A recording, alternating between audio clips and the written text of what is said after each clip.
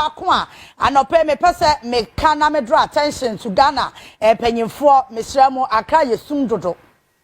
There's too much darkness ewa Accra.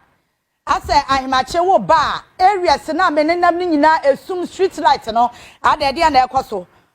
obi ani wo ye in charge obehwe say street light e won kan ebe so and as various areas na ebe so Accra yesum dodo ene nti ebi wo ho a wutimi say speed ramp wo bedru one po ansa no wahu because wutimi so high e fa nhia wo yonko no no so nhia e so high nhia wo enti ahimache no ya na advice say bia ebe use dim ne kakra se be ya wo hia wo yonko a won fa light ntu nani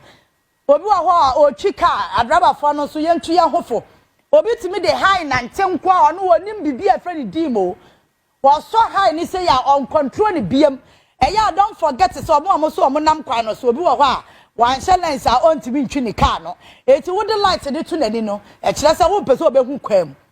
esum na won kan no ano odin pa eni ti yesra panyefo se obi a wo ye in charge obehwe se street light e won kan no ebetimi aso na ahran na nsamode die akofom no ye hwe ne enya ho adwuma se be ya ekuro no emu be ye han kakra ye nim se Accra will be the cleanest city in Africa na ye scam enti efie gun kan no afa ne ye behwe se ebetimi aye ho adwuma eni ti ye be stress regional minister and afe AMA panyufo ye be yi wo mo beba no wo mo hwe na enkan emunte esan se pampan ne efi age nkan ya boso no wutwam wa ba bia da no na meka se Accra nko a ba bia wo cent ye de ma wo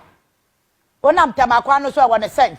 uduka na hia e wo ne cent kese kuro ne mu bonwa ma e bon no so ebia wo ne bon nko